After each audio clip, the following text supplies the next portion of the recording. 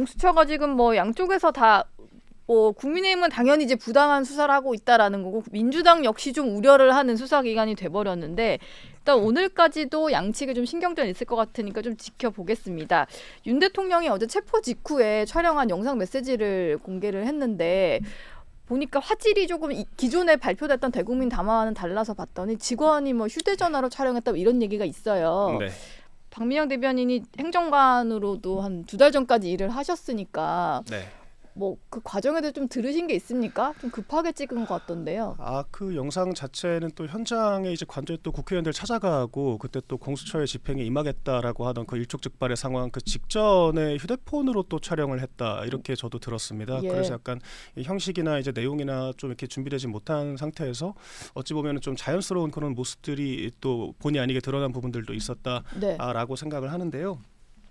이제 그 중에서 또 뭐 계엄은 뭐 국가 위기를 극복하기 위한 뭐 대통령의 권한 행사였다. 또 이제 이런 말씀을 하셨잖아요. 예.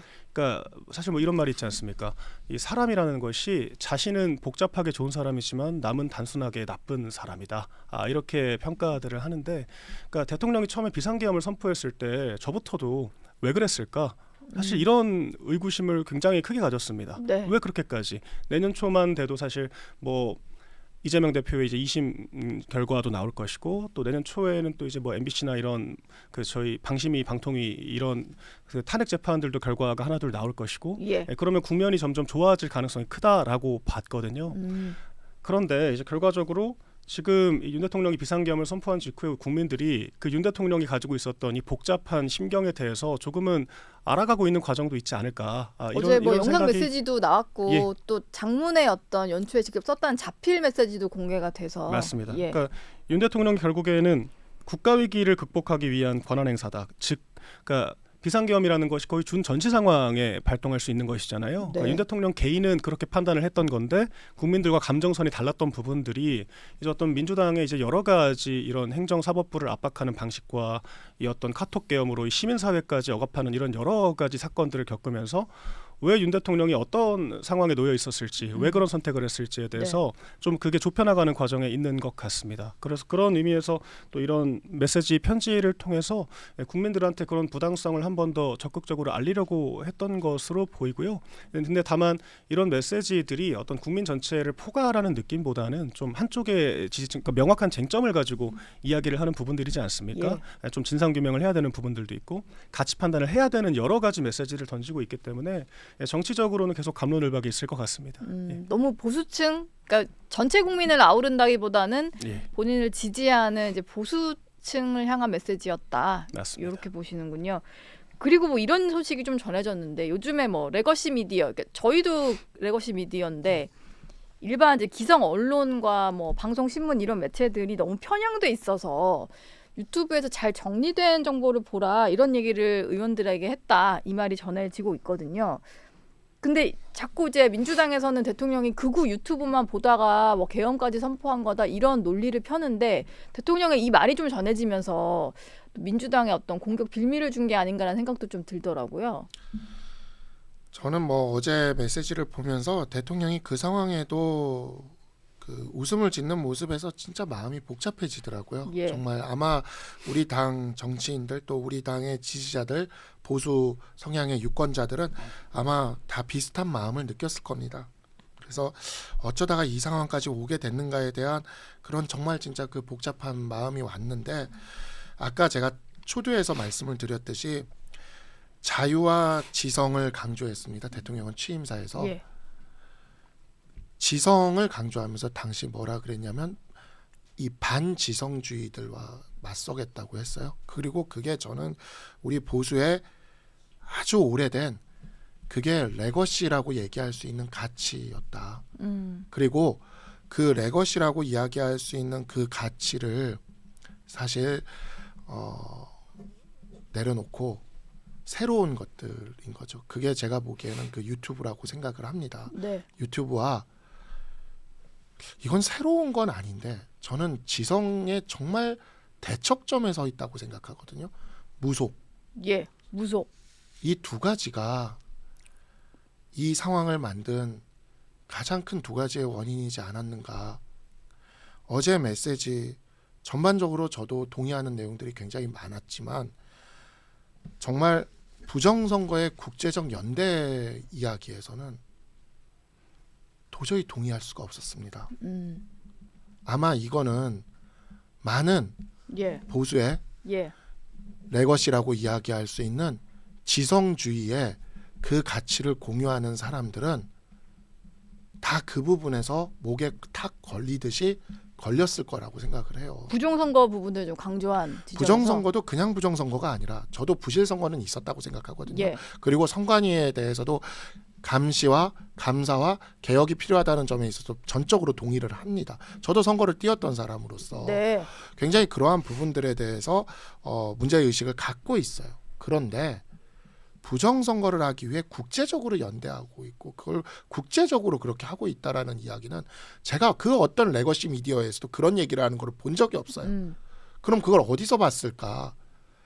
대통령께서 마지막으로 보라고 했다는 그 유튜브들에서 봤지 않겠습니까? 예.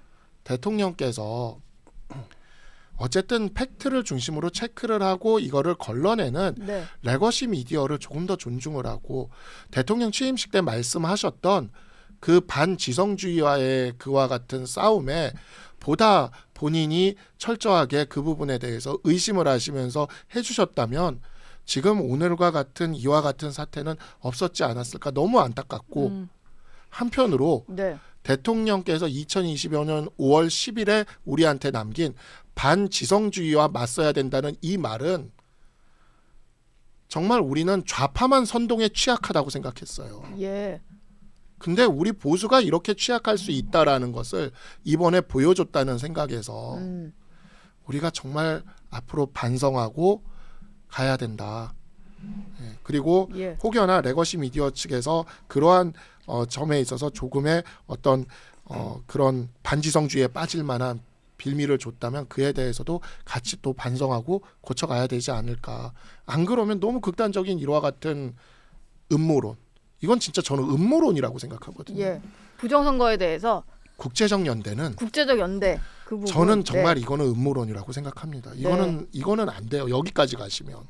제가 여기 이 지점에 대해서 조금 토론을 해보고 싶은 부분이 네. 그러니까 사실 저는 이 과정의 합리성과 결과적 합리성이 좀 다르다라고 생각을 하고 대통령제에서 결과적 합리성이라는 건 결국에는 집권을 할 수 있냐 없냐겠죠. 그러니까 네. 이건 좀 복잡한 얘기니까 제가 또 기회가 되면 말씀드릴 텐데 그러니까 저는 진정한 지성이라는 것은 이 시민사회의 날것의 문제의식을 날것이고 음모론이다라고 치부를 하는 것이 아니라 그것을 제도권의 언어로 정제해서 대안을 제시하는 것이라고 생각을 합니다. 그러니까 결과적으로 대통령제라는 것이 민주주의라는 것이 네. 대중은 날것의 문제의식을 제시하지만 그 선거를 통해 창출된 권력은 국민의 대표자로서 그들의 문제의식을 또 제도와 정책화를 하는 과정에 있는 것이잖아요. 그래서 저는 대통령실에서 일하면서도 우리 행정관들의 역할이라는 것이 이 제도권의 식자층들 소위 관료들의 이 문제의식과 이 관료들이 가지고 있는 이 행정 절차적인 그런 과정과 이 국민들이 가지고 있는 이런 문제의식들을 절충하는 역할을 한다. 이 간격을 좁혀주는 역할을 한다라고 생각을 했습니다. 말씀하신 것처럼 부정선거 자체에 대해서는 저도 의구심이 많습니다. 왜냐하면 선관위에 구조적으로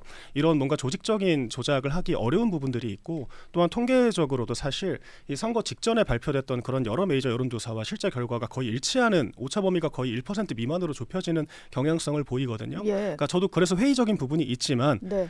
이를테면 이제 사전 선거제도에 대해서는 저희가 좀 심도 있게 살펴볼 만한 부분이 있다라고 생각을 합니다. 예. 왜냐하면 이 선거라는 것이 결과적으로 한날 한시에 이 같은 민의를 반영한다라는 또 그런 기조로부터 이 헌법 정신으로부터 발현되는 거잖아요. 그런데 사전 투표제 같은 경우에는 일주일이나 빨리 선거에 참여하면서 그 일주일 사이에 발생하는 어떤 특정한 사건들을 반영할 수 없게 되고 또한 저희가 여론조사 공표제도, 공표금지제도가 여론 휩쓸리기 효과를 방지하기 위해서 만드는 것인데 사전 투표 참여자들은 모든 여론조사를 확인하고 선거에 임하게 됩니다. 그렇죠. 그러니까 기존의 선거제와 배치되는 부분들이 있죠. 예. 또한 부실 선거 문제들도 있고요. 그렇기 때문에 저희가 이분들의 문제의식이 조금 투박하더라도 투박하다고 치부해버리는 것이 아니라 이것을 어떻게 우리가 공론장으로 가져올 것이냐를 또 고민하는 과정도 필요하다라고 봅니다. 그러니까 대통령이 부정선거라고 언급한 그 자체에 저희가 집중할 필요가 없다라고 생각해요. 왜냐하면 대통령이란 자리는 예. 정책도 하지만 또 정치를 하는 자리다라고 네. 제가 말씀을 드리고 또한 이 대통령께서 이 정권 재창출도 언급하시면서 그 2년 반 더해서 뭐 하겠냐? 저는 그 역시 이분의 이런 특수한 전 사고 방식에 기인했다라고 생각을 합니다.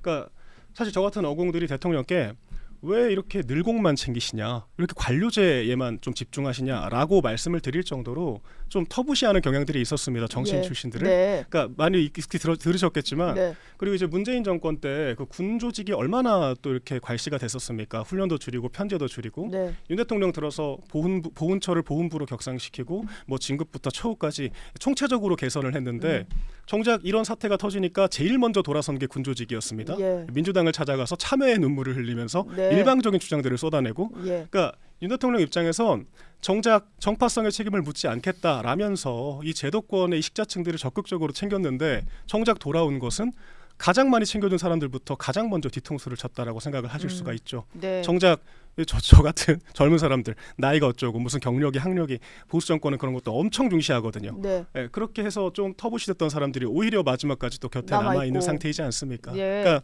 이 정치라는 것이 참 그리고 제도권에서 이 정권을 운영한다라는 것이 저는 그렇게 단순하게 이분법적으로 나눠지는 문제는 아니라고 생각을 하고요.